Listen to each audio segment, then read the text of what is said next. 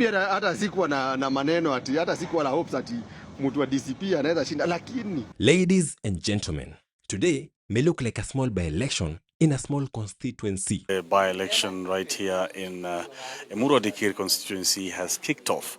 But make no mistake, what happened today in Emurua Dikirr could shape the entire 2027 election. Na mkienda hiyo chama nyingine, si wadanganyi tutateseka. Hakuna kitu tutapata huko. Tutateseka sana. Tutateseka ile muda hiyo. This election was never really about choosing an MP. No. There was more to this. This election was about one thing and one thing alone. Does William Samoei Ruto still control his backyard?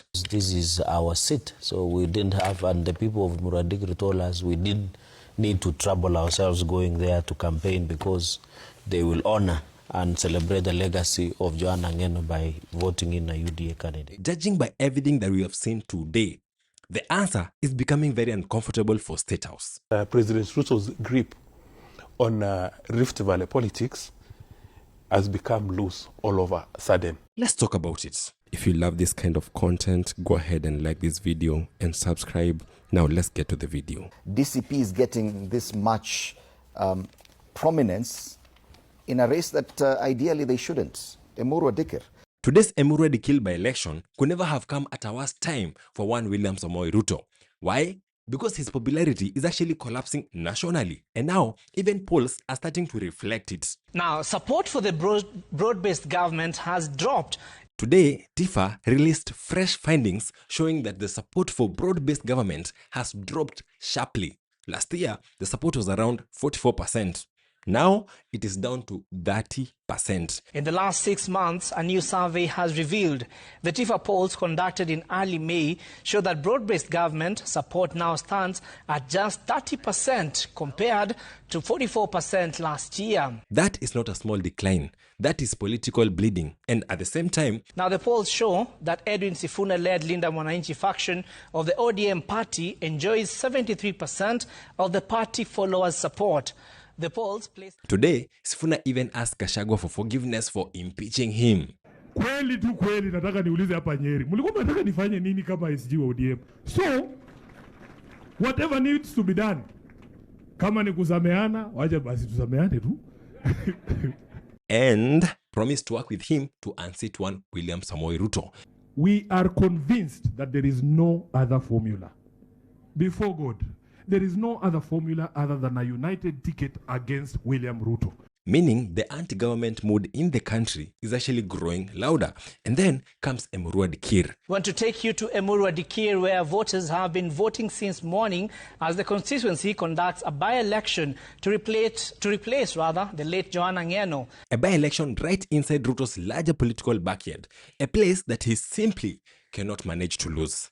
The reasons most of us in UDA, what we call top guns, did not go to Emurua Dikirr is because this is our seat. So we didn't have, and the people of Emurua Dikirr told us we didn't need to trouble ourselves going there to campaign because they will honor and celebrate the legacy of Joanna Ngeno. Now, here's the interesting thing. Even before the official results, DCP has already won something much, much bigger. Attention, momentum, perception. And in politics, we all know how important perception is. DCP winning, then that will be a political earthquake. Or coming a close second. Or even a close second, yes. It will be a political earthquake in Rift Valley. People were already wearing bags on their heads that are the party color of DCP simply because Rotich could not fund all the merchandise inventory. Wale wenye wanatokea kwa hiyo mikutano ya DCP ni watu ambao wako so much determined. Si eti wanaenda kuona yule mtu. In fact, Rigathi Gachagua and his team hawajafika huko. This photo here inspired me so much because women showed up to your rally with carrier bags are green in solidarity to show that government is not gonna sway their vote. That image alone became symbolic because it showed passion, organic support, not money politics. And that is very dangerous for UDA because UDA only knows how to rely on machinery, resources, power and influence. Mambo huko Emurua Dikirr si mchezo. Si mnakumbuka kina Faruki Kiberiti na watu wa UDA venye walikuwa wamecamp the other by elections za Mbere na Malava. Mbona hawakucamp hivyo huko Emurua Dikirr? It is because Emurua Dikirr people are very sober people. Those Kipsigis si mchezo. DCP is slowly building something more emotional, something rebellious, something that feels like a movement. And guess what? Movements are very difficult to stop. It's clear. Money means nothing to this party. I will not fund this party. It's not my party. They belong to the members. The president's biggest fear is not even losing one parliamentary seat. His biggest fear is what this election symbolizes. Because if DCP becomes competitive outside the mountain, then the party is no longer regional. It becomes national. A win by DCP in Emurua Dikirr will be used for propaganda, and it will be a strong statement that President Ruto's grip on Rift Valley politics has become loose all over a sudden. And once the people begin believing that DCP can actually challenge UDA, more politicians will just jump ship. Njuguna has formerly beat UDA. I am not going to be associated with UDA. This is why Rigathi Gachagua wants a candidate everywhere, every by-election, every constituency, every available seat. I want to say we shall have candidates in all the 47 counties, 280 constituencies, 1,450 wards. Not necessarily because he wants to win all of them, but because every contest markets the party. Every campaign creates belief, and today DCP is going to gain massive visibility. Candidate we have in Emurua Dikirr, Vincent Rotich, is a self-driven guy. I've never been to Dikirr. I just talk on phone. But with the Kasongo men, we are neck to neck. And I can tell you as of this morning, because the campaign stopped yesterday, we are ahead. And this is the exact same formula that William Ruto used on Uhuru Kenyatta in 2021, 2022. Back then, UDA kept appearing everywhere. And eventually, people started believing that this is where the power is going. Now Gachagua is repeating the same formula. Only this time, Ruto is actually the victim. A win by DCP in Emurua Dikirr will be used for propaganda, and it will be a strong statement that President Ruto's grip on Rift Valley politics has become loose all over a sudden. And I'm not going to lie to you, this win for DCP kind of made the government very, very desperate. Asubuhi around 8, the government sponsored goons walikuja waka-inject our agents in Chelemei polling station. Reports from the ground show that there were chaos earlier in the day. There were even allegations of goons. Even a DCP agent was actually injured. Earlier, there were allegations by the DCP candidate, Vincent, who said that there were attacks on his agents and that one of them was injured and rushed to Dikirr Hospital. And naturally, that affected the voter turnout. We've seen quite the voter apathy here.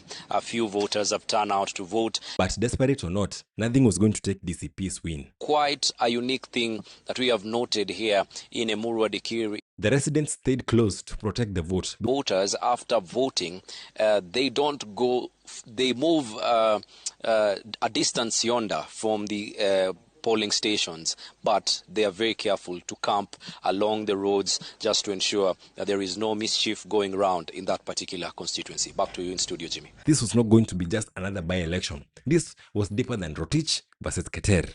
Both the Daily Nation and the Taifa Leo. Nani atatamba leo. And the dailies appear to have focused on the DCP candidate and the UDA candidate. This level of coverage, even coming the DCP way, did you expect it? The vote today is a protest vote. It's a revenge mission. And that's why they said, we cannot be having questions about the death of Johanna. You never told us. And then we vote for your candidate as government. And so they came to DCP saying, we want a party that cannot be bought. Listen to me. That's what they came and told us. We want a party that cannot be bought. The only party that they knew cannot be bought under any circumstance is DCP. Here's the thing. Whether DCP wins the official results or not, the message has already landed. Loudly, clearly, painfully. William Samoei Ruto is no longer politically untouchable.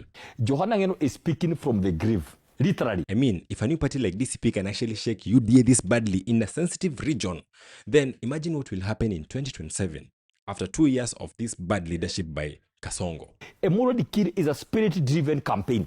Has been spirit-driven. Even as they told us, of course we give them our vehicles and everything else and a few logistical and technical people. But they said, let us do this thing, us. This is why State House must be very, very nervous, because elections are not only won through votes, they are won through momentum. And right now, momentum appears to be very much moving towards DCP.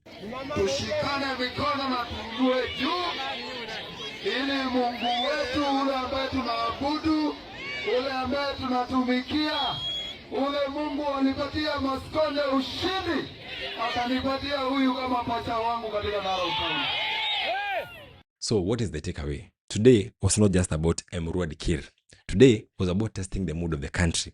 And judging by the energy, the symbolism, and the turnout, and the conversations that we're having online, one thing is becoming very much clear. Rigathi Gachagua is no longer simply fighting William Ruto. He's building an alternative political machine. We'll have the first DCP member of parliament from Narok County, Emurua Dikirr constituency. And whether the ruling party UDA likes it or not, this machine is beginning to attract serious national attention. Also, if you don't mind, please comment down below who won the by-elections and subscribe.